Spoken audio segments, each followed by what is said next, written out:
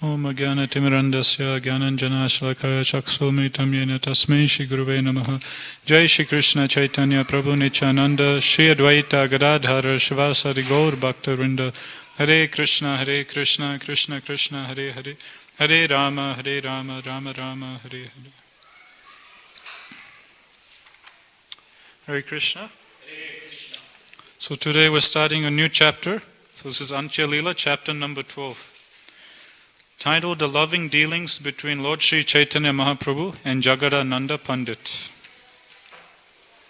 So before we come to Jagadananda Pandit, at the start of this chapter we'll see a famous pastime that takes place between Shivananda Sen and Lord Nityananda Prabhu. Okay, so text 1, chapter 12 of Antya Leela. O devotees, may the transcendental life and characteristics of Sri Chaitanya Mahaprabhu always be heard, chanted and meditated upon with great happiness. All glories to Sri Chaitanya Mahaprabhu, who is all merciful. All glories to Nityananda Prabhu, who is an ocean of mercy. All glories to Advaita Acharya, who is also an ocean of mercy. All glories to all the devotees of Sri Chaitanya Mahaprabhu, whose hearts are always filled with mercy. The mind of Sri Chaitanya Mahaprabhu was always morose because of a continuously manifested feeling of separation from Krishna. The Lord would cry, O my Lord Krishna, my life and soul, O son of Maharaj Nanda, where shall I go? Where shall I attain you? O Supreme Personality, who play with your flute to your mouth. This was his situation day and night. Unable to find peace of mind, he passed his nights with great difficulty in the company of Swarup Damodar and Ramananda Roy. Meanwhile, all the devotees journeyed from their homes in Bengal to see Sri Chaitanya Mahaprabhu. Headed by Sivananda Sen, Advaita Acharya and others, all the devotees assembled in Navadvip. The inhabitants of Kulinagram and Khanda village also assembled at Navadvip. Because Nityananda Prabhu was preaching in Bengal, Sri Chaitanya Mahaprabhu had ordered him not to come to Jagannath Puri. That year, however, he went with the rest of the party to see the Lord. So, Krishnadas Kaviraj Goswami is explaining how at this particular time, it was that time of the year when the devotees from Bengal, they're taking the annual yatra to Jagannath Puri to visit Mahaprabhu. So every year, as we all know, the devotees from Bengal, they used to travel to Jagannath Puri for the Ratha Yatra festival.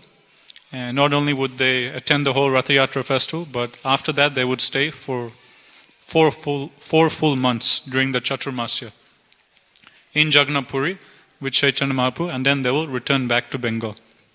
Just like we had recently. Recently we celebrated Snan Yatra, Ratha Yatra, and now we're in the beginning of Chaturmasya.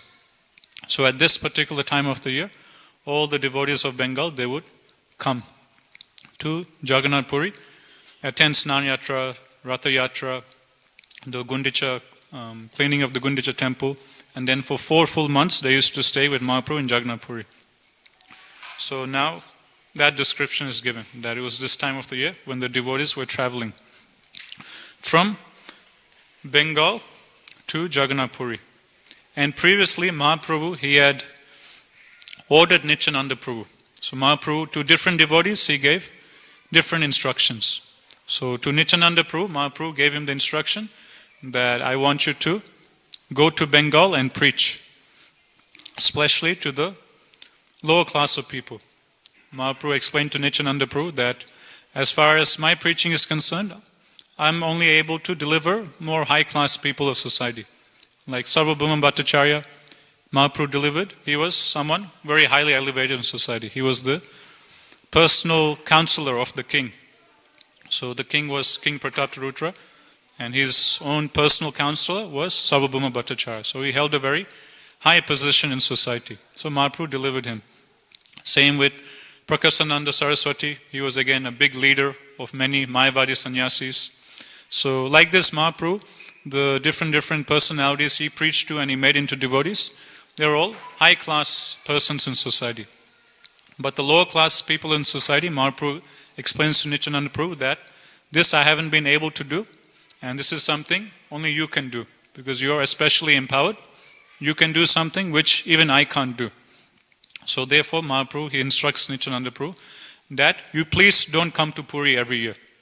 Like all the devotees, they make their annual trip to Jagannath Puri. From now on, you stop coming to Puri. From now on, you just stay in Bengal and don't come to Puri to see me. Instead, I want you to stay in Bengal and travel all over Bengal. Go on traveling Sankirtan, go door to door, preach and make all the persons in Bengal into devotees. So this was the specific instruction Mahaprabhu had given to Nityananda Prabhu. So for different devotees, Prabhupada explains, Mahaprabhu gave different instructions. So this is the duty of the spiritual master, the spiritual master, the guru. He sees, what different disciples, they have different abilities, they have different, psychophysical nature, they have different abilities, they have different talents. And the spiritual master will engage different disciples accordingly, according to their abilities, what's good for their spiritual life, and according to what's the current need for Krishna's service. So Mahaprabhu, for different devotees, he will give complete different instructions. For some devotees, he will tell them, like for Ramananda Roy, Mahaprabhu tells him that you give up your work, you retire from your post as governor, and you come to Puri and you stay with me. 24 hours a day, I want to be in your association. So this was Mahaprabhu's instruction to Ramananda Roy, that 24 hours a day, you just stay with me, you don't go anywhere else. For Nityananda Prabhu, he gives the opposite instruction. You don't come to Jagannath Puri, from now on, don't come to see me. You just stay in Bengal and preach. This is your service for me. So he gives the complete opposite instruction to Nityananda Prabhu. For Raghunath Das Goswami, initially we heard he wanted to give up his family, his job, and come engage in full-time service. But initially Mahaprabhu told him that, don't be like a monkey, don't jump here and there, stay in your, do your family duties properly. Now is not the time to give up everything. There's a time for everything. For now, you stay with your family, you do your material duties. In the future, time will come when you can surrender yourself. But for Ramananda Roy, Mahaprabhu said immediately, okay, you give up everything, you just come, engage in full-time devotional service. So for different devotees, Mahaprabhu was giving different instructions. Like for the Goswamis, for Rupa Sanatana Goswami, Mahaprabhu gave instruction that you go to Vrindavan. So Nityananda Prabhu, he sends to Bengal. The Rupa Sanatana Goswami, Mahaprabhu, he instructs them to go to a different place. He orders them to go to Vrindavan. And he instructs them, you write all the Shastras, you study all the different scriptures, and you write books about bhakti. And he also instructs them to find the lost holy places of pilgrimage present in Vrindavan. Like all those wonderful places we go and we see now in Vrindavan Parikrama. They're all discovered by the Goswamis, like Radhakund, Shamakund. So this is all due to the hard work of the Goswamis. And he also instructed him to erect temples for the worship of the divine couple. So there are many lost deities that were thousands of years old.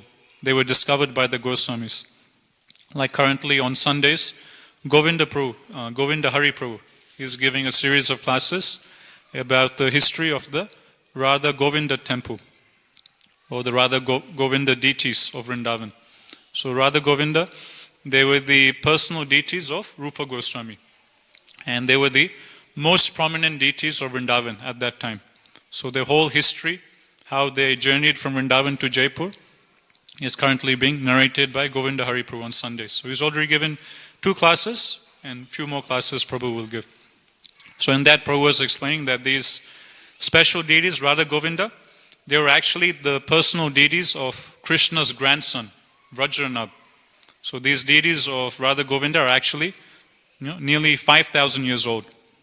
So very, very old, ancient deities that dates back to Krishna's time, or at least the time of Krishna's grandson, Vajranath. So like this, Mahaprabhu ordered the Goswamis to go to Vrindavan and discover these lost deities and establish deity worship in Vrindavan. So Prabhupada in his purports, he explains that the spiritual master will give different instructions to different devotees. And for us as disciples, we shouldn't look and compare, ourselves with others. Why did this devotee get this nice service? Why did I get this service? That service looks better. that service looks easier. It seems more mercy is available in that service. It seems, my spiritual master is not giving me the nice service or the better service. So we shouldn't compare like that. Rather, whatever instruction comes from our spiritual master, whatever services were allocated, we should just take it as the mercy of the Lord. And we shouldn't judge or compare ourselves with others, thinking, oh, why is this devotee getting that? I'm not getting this, like that. Because Guru, he knows what's best for us. He knows our capacity, what's good for us, what we can handle, what we can't handle. So the Guru, taking all of this into consideration, he will give us different instructions and different services. So every individual, is an individual. He has his own certain characteristics. So that's why Guru will give specific instructions to different devotees. He won't give the same instruction to everyone. So because everyone's individual, Guru will give specific individual instructions to different devotees. Prabhupada, he gives the example of a pharmacy. So many people go to the pharmacy, right? And they go tell their problem to the pharmacist that, I have this problem, can you please give me a medicine for this? It's not that the person who is working in the pharmacy will give the same medicine to every single person that comes. For different persons, the pharmacist will give different medicines from the shop. Because everyone has a unique problem they're going through. So in the same way, Prabhupada explains that the spiritual master will give different prescriptions for different devotees. So whatever prescription our spiritual master or our authorities or Siksha Gurus give, we should take it as a life and soul and just take shelter and accept it with great gratitude and make that our life and soul. And we shouldn't look at others and think, why did he get that service? Why did she get that service? That seems better. I should be doing that. Like that, we shouldn't compare. Like we see with Mahaprabhu's associates. They're not complaining or asking Mahaprabhu, arguing with Mahaprabhu, why do you want me to go to Vrindavan? Why can't I stay with you? Rupa and Sanatana Goswami, they were staying with Mahaprabhu for many months in Jagannath Puri. Then after many months, Mahaprabhu instructs them, okay, now go to Vrindavan and settle there. And we don't see in CC Rupa and Sanatana Goswami complaining to Mahaprabhu that, no, Mahaprabhu, we don't want to leave. We'll just stay here with you in Jagannath Puri. We don't want to go to Vrindavan. They don't argue like that. Rather, they just accept the Supreme Lord's instruction and they carry it out. So this, Prabhupada explains, is the secret to success in spiritual life. Prabhupada, he quotes one very famous verse from the Shastras. I think it's in one of the Puranas. Yasya deve parabhaktir yata deve tata guru tasyeta Caitanya prakashante mahatmana. So this verse explains that only unto one who has implicit faith in both his spiritual master and Krishna, to him only are all the secrets of the Shastras automatically revealed in his heart. So if we have full faith in the words of our Guru and in the words of Krishna that we're reading in the Shastra, then that faith in Guru and Krishna will lead to us, will lead for all the secrets of the Shastras automatically revealed within our hearts. So this verse Prabhupada would always quote in relationship into how we should take shelter of the words of a Guru. So Nityananda Prabhu, he had got this instruction, Mahaprabhu, that from now on, don't come to Puri to see me. Just stay in Bengal and preach. Go on traveling Sankirtan and make the whole of Bengal into devotees. But although Nityananda Prabhu got this instruction, this year, Nityananda Prabhu, he breaks. Apparently, he disobeys Mahaprabhu's order and he comes to Puri. Even though Mahaprabhu had told him, don't come to Puri to see me. Still this year, Nityananda Prabhu, he, overcomes Mahaprabhu's order, bypasses, and he's coming to Jagannath Puri to see Mahaprabhu. So Nityananda Prabhu's case is different. As we all know, he's avadut, and someone like him, a person like him, he can do something like this. He can, apparently break Mahaprabhu's order, but this is something we can't do. We can't imitate Nityananda Prabhu and go against, whatever our spiritual master orders us. For Nityananda Prabhu, he's non-different from Mahaprabhu. Prabhupada says that Krishna and Balram, they are the same. The only difference between Krishna and Balram is Krishna is black, Balram is white. Krishna wears yellow dhoti, Balram wears blue dhoti. Prabhupada says that is the only difference. Otherwise, Krishna and Balram, they're equally powerful, like that Prabhupada says. But the mood is different. Krishna, he takes the role as the master. Balram, he takes the mood of a servant. And he serves Krishna in the mood of serving him. But Prabhupada explains, in another sense, they're actually equal. There's no difference between Krishna and Balram, apart from the color of their bodies and the color of the dhotis they wear. So in the same way, Nityananda Prabhu is Balram, Chaitanya Mahaprabhu is Krishna. So in the same way, they're, Krishnaraj Kaviraj Goswami explains, they're actually the one and same personality. That's how close these two brothers are. That's how close these two personalities are. Shri Shri Gaura Nitai, they're like, one sense, one entity. That's how closely related they are.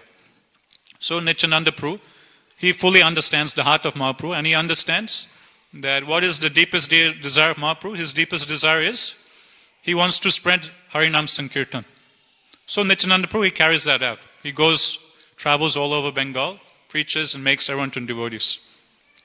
And Mahaprabhu telling Nityananda Prabhu not to come to Puri, Mahaprabhu says that to Nityananda Prabhu because Mahaprabhu doesn't want him to relax on his preaching. He doesn't want his preaching to go down, because if he takes a break, and comes to Jagannath Puri to visit Mahaprabhu, then, a few weeks or a couple of months, he'll be away from preaching. So Mahaprabhu doesn't want the preaching to go down, so he tells Nityananda Prabhu that you just stay in Bengal, don't come. Nityananda Prabhu is thinking, why should I, bereft myself of Mahaprabhu's association? I will do both. I will preach as Mahaprabhu wants, vigorously over Bengal. At the same time, I'll also come to Bengal and I'll also come to Jagannath Puri and take Mahaprabhu's darshan. I won't compromise on Mahaprabhu's primary instruction of preaching in Bengal. At the same time, I'll bypass the second order and I'll take Mahaprabhu's association, Sangha. So for a person like Nityananda Prabhu, he can do this, he can go past Krishna's instructions like this because they're so close, they're on equal platform. But for us, we follow the general rules and regulations, of the Shastra, and we strictly follow whatever the spiritual master says. So because Nityananda Prabhu was preaching in Bengal, Sri Chaitanya Mahaprabhu had ordered him not to come to Jagannath Puri. That year, however, he went with the rest of the party to see the Lord. Shivas Thakur was also there with his 3 brothers and his wife Malini. Acharya Ratna was similarly accompanied by his wife. So Srivas Thakur, as we all know, he is none other than Narad Muni. And Srivas Thakur had 3 brothers. And one of these brothers is mentioned to be Parvata Muni, who is coming as Srivas Thakur's brother. And his name was, I think, Sri Rama Pandit. So one of Srivas Thakur's brothers' name was Sri Rama Pandit. And Sri Rama Pandit, he is actually Parvata Muni. And if you study the different Puranas, even I think in Bhagavatam, you will see that Narad Muni and Parvata Muni, they're very good friends. They'll always travel together, and they're very good mates, very good friends. So in Chaitanya Leela, they come as brothers again. Narad Muni comes as Srivas Thakur, and Parvata Muni, who's a good friend of Narad Muni, he comes as Srivas Thakur's brother. And then we have Malini, the wife of Srivas Thakur. And the wife of Srivas Thakur, her sister gave birth to Narayani. So Narayani is the niece of Srivas Thakur. And the niece of Srivas Thakur is the mother of Vrindavan Das Thakur, who is Vedavyas. So Vedavyas, who is the author of Srimad Bhagavatam, all the Shastras, the Vedas and the Puranas, he incarnates himself in Chaitanya Leela as Vrindavan Das Thakur, and he writes Chaitanya Bhagavat. So Chaitanya Bhagavat has all the pastimes of Mahaprabhu in his early years, before he takes sannyas. All of those early pastimes are written by Vrindavan Das Thakur. And Vrindavan Das Thakur, he takes birth in Srivas Thakur's family. So Srivas Thakur's wife's name is Malini. I think Malini is a nurse or a gopi in the spiritual world. And her niece, or Srivas Thakur's niece, is called Narayani. And Narayani, she used to get the Mahaprasad of Chaitanya Mahaprabhu. So the Mahaprasad of Mahaprabhu, Narayani Devi, she used to eat. And because of that, that Mahaprasad of Mahaprabhu, she gave birth to such a wonderful child, Vrindavan Das Thakur, who went on to write the Chaitanya Bhagavat. So the power of Mahaprasad. The wife of Sivananda Sain also came along with their 3 sons. Raghava Pandit joined him, carrying his famous bags of food. So now we're going to see a famous pastime between Sivananda Sen and Nityananda Prabhu. So Sivananda Sen, he's a very great exalted Vaishnava, and his service was that whenever the devotees, they would go on yatra from Bengal to Jagannath Puri, Sivananda Sen, he would take care of the accommodation for everyone, and he would also take care of the food, and he would be like the travel guide, guiding everyone to Jagannath Puri. Just like I was recently hearing from one of Radhanath Maharaj's disciples, how every year Radhanath Maharaj, he leads a yatra in a different holy place. Like one year they would have a yatra in Vrindavan, another year devotees will go on a yatra to Mayapur, another year devotees will go on yatra to South India or Jagannath Puri. So like this every year, Radhanath Maharaj, he will take many devotees on yatra to a different holy place of pilgrimage. And initially started out with 500,000 devotees, and now there's something like 3,000, 4,000, 5,000 devotees coming for these yatras with Radhanath Maharaj. So 5,000 devotees all going on yatra to one holy place, it requires a lot of management, planning in advance. So just like Sivananda Sen, he used to manage all the facilities, accommodation, food, and the travels of all these devotees traveling from Bengal to Jagannath Puri. In the same way, we're seeing devotees managing different yatras for different Maharajas. And this particular disciple, Radhanath Maharaj, was explaining that for this yatra which happens at the end of the year, devotees have to plan right at the start of the year. So 10 months before the actual yatra happens, devotees have to start planning. And say they're going to Vrindavan, so 3,000, 4,000, 5,000 devotees, they'll be going to Vrindavan.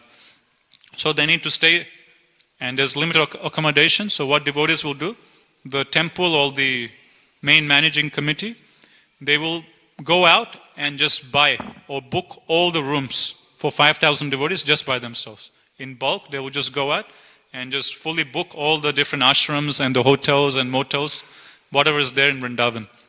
And then they'll have one website, and then they will put whatever rooms they bought, they will put up on sale on that website.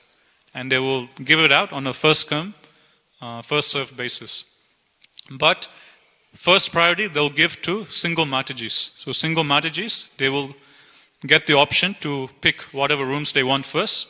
Then next priority will be given to families, with children. Then they can choose which rooms they want. Then finally, lastly, single men. They can choose whatever is left. Because for single men, they can adjust here and there. So for them, it doesn't matter. Even if they find a room or accommodation which is very far away from the main site, it's okay for them. So they give first priority to Matajis, then to families, and then finally single men, they can choose whatever room they want. So that's with accommodation. And this happens 6 months in advance. 6 months in advance, they have to go out and book all the rooms, whatever facilities or accommodation is there in that particular holy place. And then prasad has to be cooked. So they take all the bhoga from Bombay in trucks. Many trucks go full with bhoga. For 3,000, 4,000 devotees, you can imagine how much bhoga you need to carry. I'm not sure about the exact number. I think it's something like 5,000, 6,000. Every year the numbers just increase more and more. So few trucks go just with bhoga. Then another trucks go with utensils for cooking. And the devotees who cook, they have to wake up at 2 o'clock in the morning. And Gauranga Prabhu, His Grace Gauranga Prabhu, he leads the cooking. And every year he tries to find someone to replace him, but in whole of India, he can't find a single person who can replace him. No one wants to do that service because it's so tough to cook for so many devotees, in these facilities. So Gauranga Prabhu, he arranges the whole prasad cooking, and he will start cooking. 2 o'clock they'll wake up, and from right in the morning they'll start cooking breakfast. Then they'll cook lunch, and in dinner they'll just serve something very simple like hot milk.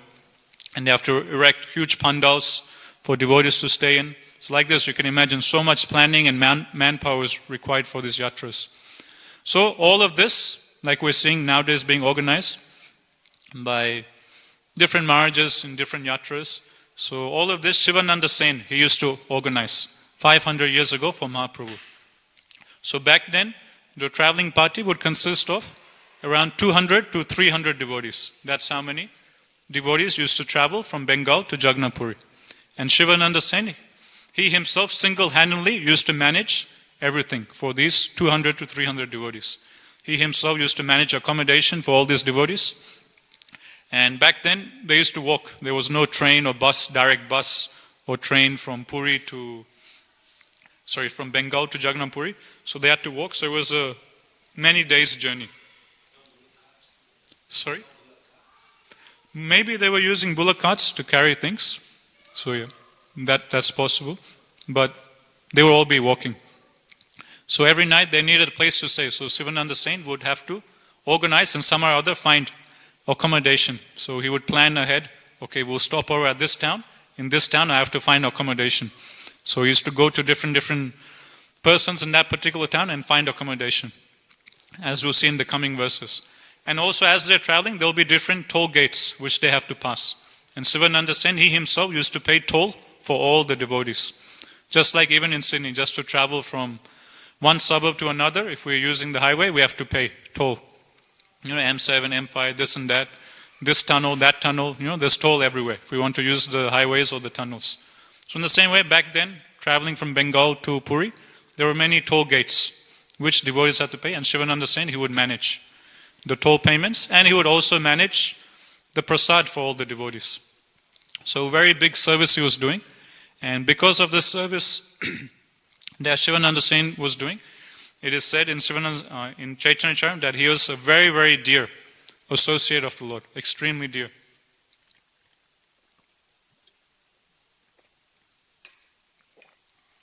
It's given in CC, Krishna and Balram Goswami, he explains that we discussed this before, that Mahaprabhu, he gives his mercy in 3 different ways.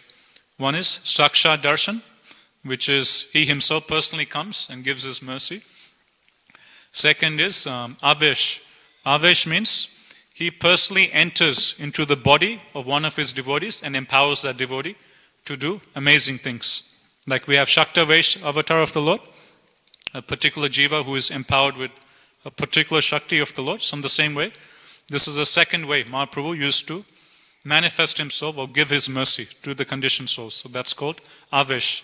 When Mahaprabhu personally enters into a body of one of his close devotees, and through this devotee, Mahaprabhu empowers him to do wonderful things.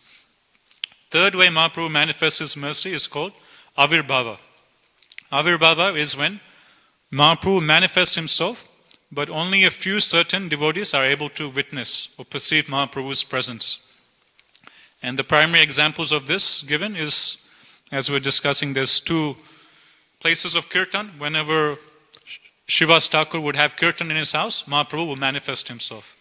Whenever any kirtan would happen in Srivas Thakur's house, although Mahaprabhu will be somewhere far away, Mahaprabhu will immediately manifest himself in Srivas Thakur's house, and only Srivas Thakur could see, or a few close confidential associates could see Mahaprabhu's presence.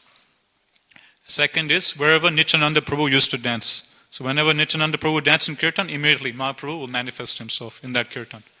Nityananda Prabhu would be able to see Mahaprabhu, no one else would be able to see. And then there's 2 places of prasad. Whenever Sachi Mata, Lord Chaitanya Mahaprabhu's mother, used to cook, Mahaprabhu used to immediately come and take the offerings himself. And the 4th is Raghava Pandit. Whenever Raghava Pandit used to cook for the Lord, Mahaprabhu also used to personally come and eat the offerings himself. So these are the 3 different ways Mahaprabhu manifests his mercy. And Krishna and Balram Goswami explains that Sivananda Saint, he was so dear to the Lord that Mahaprabhu allowed Sivananda Saint to see Mahaprabhu manifesting his mercy in all 3 of these different ways. So some devotees, they got to see Mahaprabhu's Sakshat Darshan. Some devotees got to see Mahaprabhu manifesting, as Avesh, going into a devotee, empowering him. Some devotees, they got to see Mahaprabhu manifesting himself through Avirbhav. But Sivananda Saint, he got to see all 3. He got to see Mahaprabhu in direct action. He got to see Mahaprabhu entering personally into a devotee and empowering him. So the example of that is Nakula Brahmachari. And he also got to see Mahaprabhu manifest himself as Avirbhav, manifest himself to accept someone's offerings. So the example of that is given of Nashimananda Brahmachari.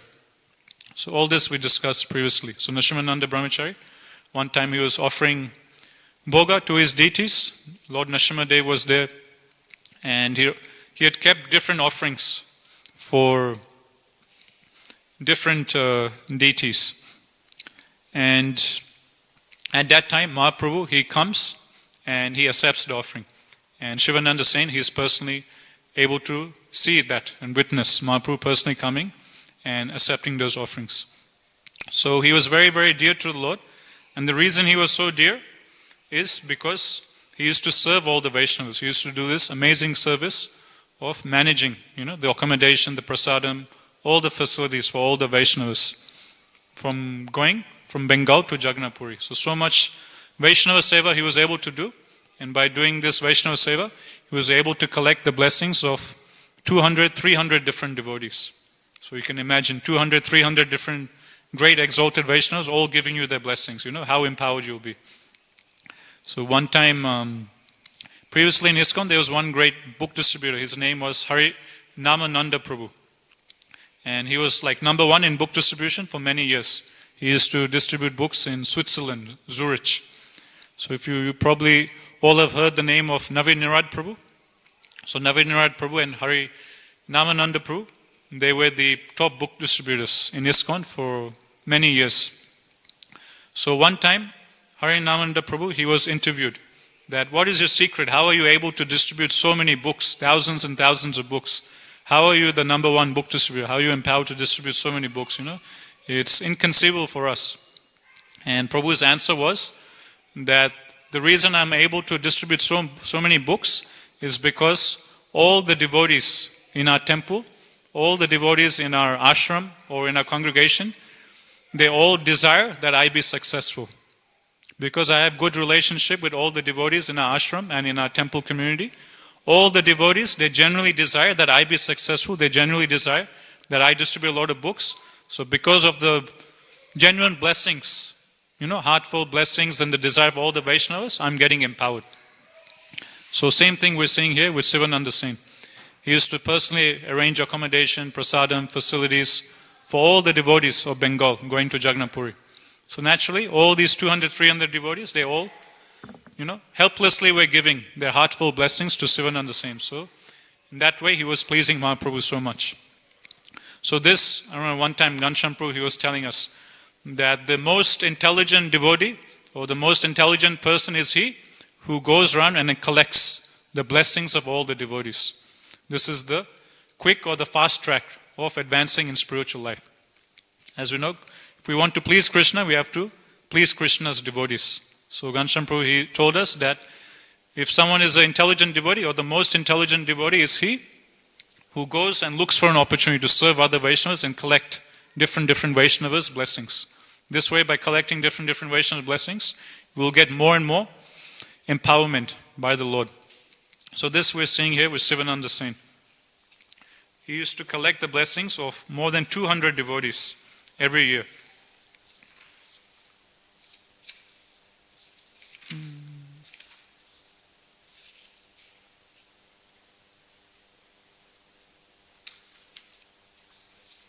Okay.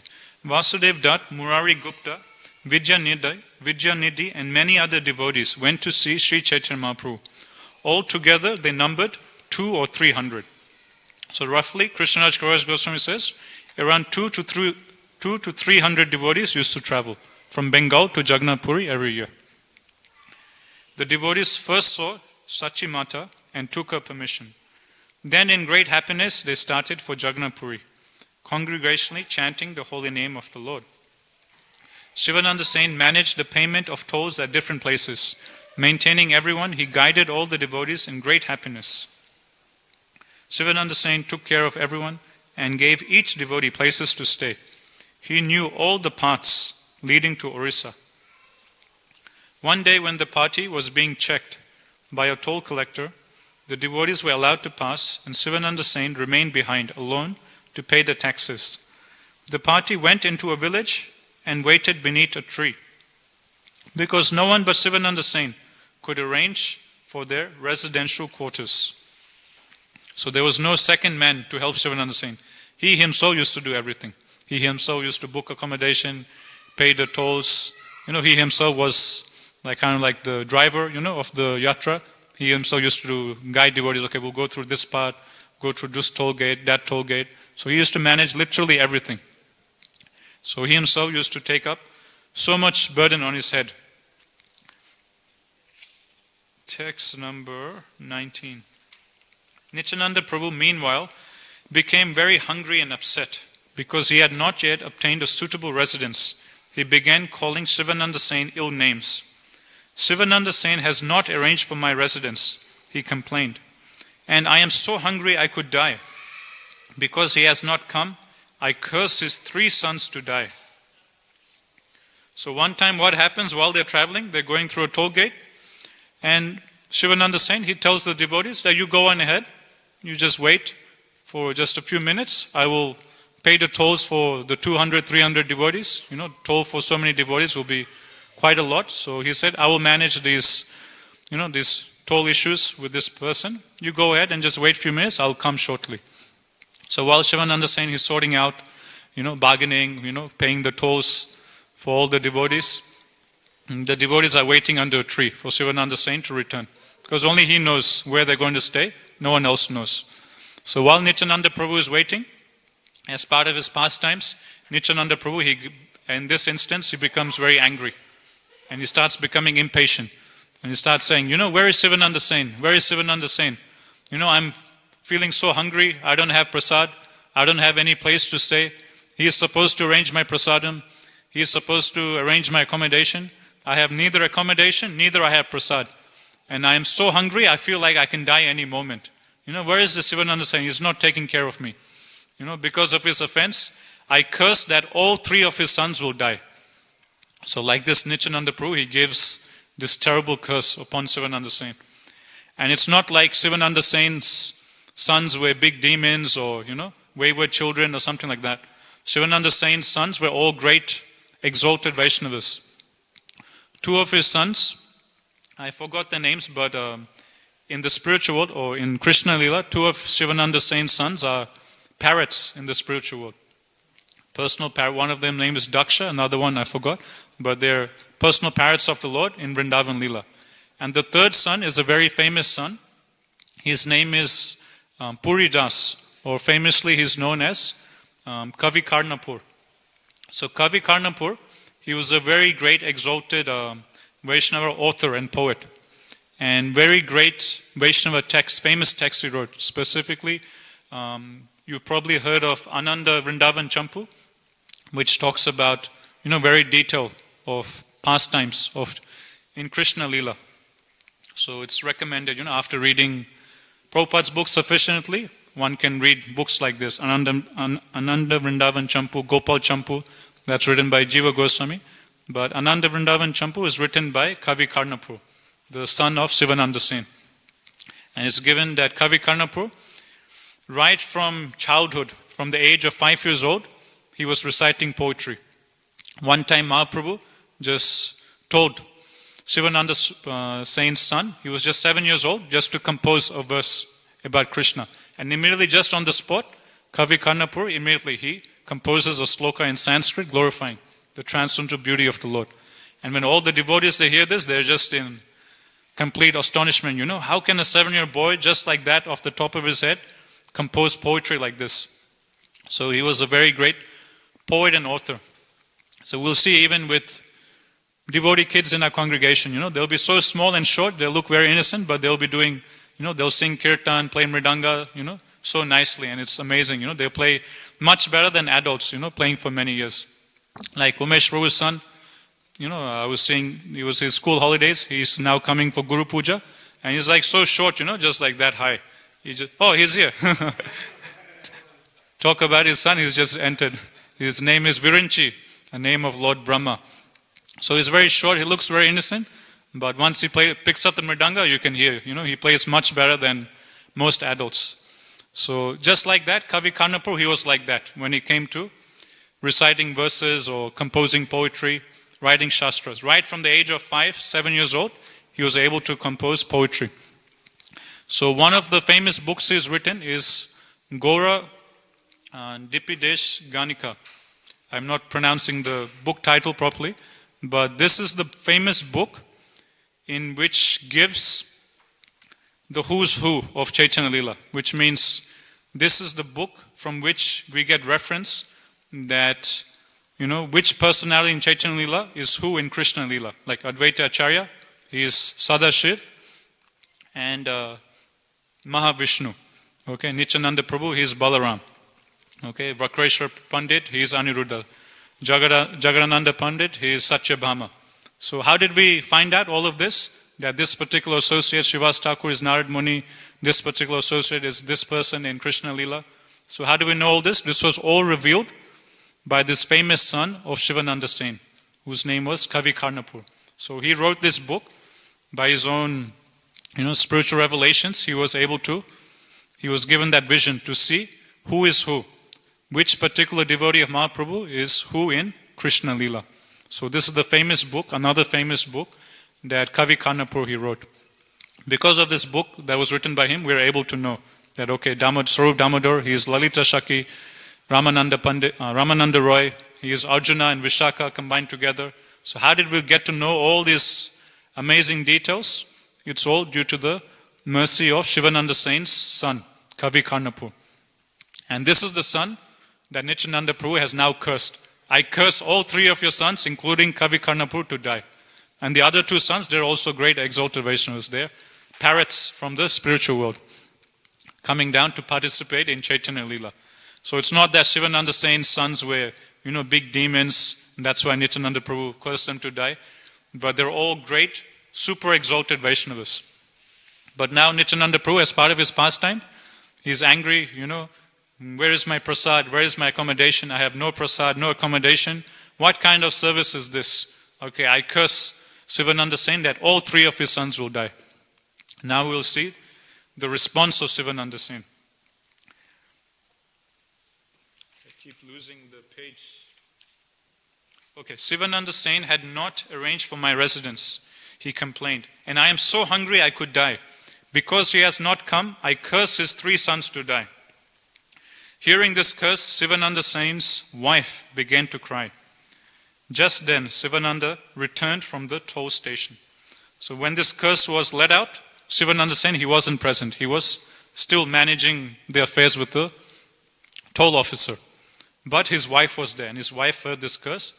Then immediately, as any mother, when they would hear their children have just been cursed to die, immediately you can imagine how much agony must have went in her heart. So immediately she starts crying after hearing the curse of Nityananda Prabhu. Crying, his wife informed him, Lord Nityananda has cursed our sons to die because his quarters have not been provided. Now we will hear Shivananda Sen's reply to his wife. Okay, listen very carefully. So this is Shivananda Sen replying to his wife who is crying. Shivananda Sen replied, You crazy woman, why are you needlessly crying? Let my three sons die for all the inconvenience we have caused Nityananda Prabhu. So this was Sivananda Sen's reply to his crying wife. That, why are you crying like this? You're stupid, you're a crazy woman. You should be happy that Nityananda Prabhu has cursed our sons to die. If our sons are a cause of inconvenience for Nityananda Prabhu, let them die. Whatever for the pleasure of Lord, let that happen. So you can imagine, the surrender of Sivananda Sen. So that's why he was so dear to Chaitanya Mahaprabhu. He had so much faith, so much surrender. It's completely unimaginable for all of us. So this was Sivananda Sen's reply to his wife. Why are you needlessly crying? Let my three sons die for all the inconvenience we have caused Nityananda Prabhu. After saying this, Sivananda Sen went to Nityananda Prabhu, who then stood up and kicked him. So then after telling this to his wife, then Sivananda Sen, he walks towards Nityananda Prabhu to beg forgiveness. Forgive me, my Lord. Sorry I didn't arrange prasad and accommodation for you. And as he's going towards Nityananda Prabhu to beg forgiveness, what does Nityananda Prabhu do? Immediately Nityananda Prabhu, he kicks Sivananda Sen right in the chest. So again, this is shocking. Someone is coming, first of all, you've cursed his three sons to die. And that person who you've cursed his three sons to die, he's not lamenting, rather he's happy, accepting as your mercy. He's so surrendered at your lotus feet. And now that person who's so surrendered is coming to beg forgiveness. And the way you respond is by kicking them. So This was Nityananda Prabhu. He was really, doing things like this. That's why he's called the Avadut. But still we'll see, Sivananda Sain, his faith in Nityananda Prabhu won't move even a budge. He was so surrendered at Lord Nityananda Prabhu's lotus feet that no matter what Nityananda Prabhu would do, Sivananda Sain, he was fully surrendered at his lotus feet. Just like we sing every day in Siksastakam, after Guru Puja Kirtan, we read the 8 prayers by Chaitanya Mahaprabhu. The last verse of Siksastakam, Mahaprabhu is saying that, my dear Lord Krishna, you may embrace me, show me love, or you may reject me and push me away. Either way, I don't mind, I don't care. I will always be your servant. I will always serve you. So this is said to be the topmost level of bhakti. Like one time, Radhashyam Prabhu, he came to Radhanath Maharaj, his spiritual master, and he asked a question to Radhanath Maharaj. He's asked Radhanath Maharaj that, Maharaj, in your lectures, you're always talking about being humble. You're always quoting Trinadapi Sunichena, Toro Rivasa Sishuna, Amanina Manidena, Kirtaniya Sadahari. So if you listen to His Holiness Radhanath Maharaj's lectures, he'll always again and again quote this verse, Trinadapi Sunichena. We have to be humble, we have to be tolerant. He'll always talk about Vaishnava qualities, he'll always talk about being humble. And again, every lecture, he'll quote this one verse, Trinadapi Sunichena. So Radhashyam Prabhu's question to Radhanath Maharaj was that, Maharaj, you're always talking about Trinadapi Sunichena. Okay, we understand the importance of Trinadapi Sunichena, but is there anything higher? Is there anything beyond Trinadapi Sunichena? Is there some truth which is even greater than this verse? Then Radhanath Maharaj, he tells Radhashyam Prabhu that yes, there is one verse, there is something else which is even greater, which is even higher than Trinadapi Sunichena. What is that verse? It's the same verse, the last verse of Siksastakam. So the greatest level, the topmost perfection, is the verse number 8 of Siksastakam. That is one step even beyond Trinadapi Sunichena. So the last verse of Siksastakam is, my dear Krishna, you can show me love and affection, you can embrace me, give me all love, Mahaprasad, mercy, or you can push me away and make me broken-hearted. Still, either way, either you show me love or you push me away, I don't mind. No matter what you do to me, I am your fully surrendered servant. I will always worship you, regardless of whatever you do towards me. So this was Shivananda Saint's consciousness. This was Shivananda Saint's mood. He had reached that topmost platform. Nityananda Prabhu has cursed his 3 sons to die. He doesn't mind. He's still the servant of Nityananda Prabhu. Not only that, now he's coming to beg forgiveness, and Nityananda Prabhu is directly kicking him on the chest. Still, Shivananda Saint doesn't mind. He is taking as the mercy of the Lord. Still, he is fully sold out at Nityananda Prabhu's lotus feet. So from this we see the exalted position of Shivananda Saint. Very, very highly elevated devotee of the Lord. In Krishna Leela, he is a combination of 2 gopis. I forgot the exact 2 gopis' names, but 2 gopis, they come together as Sivananda Saint. So he is no ordinary personality. After saying this, Sivananda Saint went to Nityananda Prabhu, who then stood up and kicked him. Very pleased at being kicked, Sivananda Saint quickly arranged for a milkman's house to be the Lord's residence. So when Sivananda Saint got kicked, he was very happy. Yes, I got the dust of the lotus feet of the Lord. Wow, the Lord is so merciful, He has given me the dust of His lotus feet. And then Sivananda Saint, he goes on to arrange for the accommodation of Nityananda Prabhu. He finds one milkman's house, and he asks him to accommodate Nityananda Prabhu. Then Nityananda Prabhu goes and takes shelter of that house. Sivananda Saint touched the lotus feet of Nityananda Prabhu and led him to his residence. After giving the Lord his quarters, Sivananda Saint, being very pleased, spoke as follows. Today you have accepted me as your servant and have properly punished me for my offense. My dear Lord, your chastising me is your causeless mercy. Who within the 3 worlds can understand your real character? So the way Sivananda Saint received this chastisement from Nityananda Prabhu was as the special mercy of the Lord. So this is the mood Prabhupada explains we should accept whatever chastisements our spiritual master gives us. So Prabhupada, he would say that the Guru can be as soft as a rose, very kind, very merciful, compassionate. But the Guru can also be as hard as a thunderbolt. Both, Prabhupada explains, we should see as the mercy of the spiritual master. When the spiritual master is very soft, kind, affectionate, like a rose, that is the mercy of the Guru. And also when the spiritual master is very heavy and hard, like a thunderbolt, that is also the mercy of the Lord, mercy of the Guru or the spiritual master. So Shivananda Sen is showing by his practical example. The chastisement he got from Nityananda Prabhu, he's not thinking, why did Nityananda Prabhu chastise me so heavily? I wasn't at fault. He's not arguing with Nityananda Prabhu, complaining. Rather, he's seeing everything as the mercy of the Lord. The dust of your lotus feet is not attainable, even by Lord Brahma. Yet your lotus feet have touched my wretched body. Today my birth, my family, and my activities have all become successful. Today I have achieved the fulfillment of religious principles, economic development, satisfaction of the senses, and ultimately devotional service to Lord Krishna. So Shivananda Sen is saying that today I have attained the perfection of life. His 3 sons have been cursed to die, and he's got kicked in the chest, and he's saying, today I have attained the perfection of life. After his 3 sons have been cursed to die. Why has he attained the perfection of life? He is saying that the dust of your lotus feet is not even available for Lord Brahma. Even Lord Shiva, Lord Brahma, Lord Indra, even they can't take the dust of your lotus feet. But here I am today, I'm so insignificant and fallen, you have very mercifully given me the dust of your lotus feet. Because of that, today I have attained the perfection of life.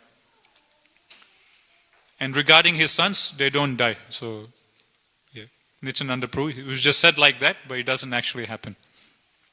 So his sons, they all have very long lives, and they do a lot of devotionals, they have very nice, happy lives.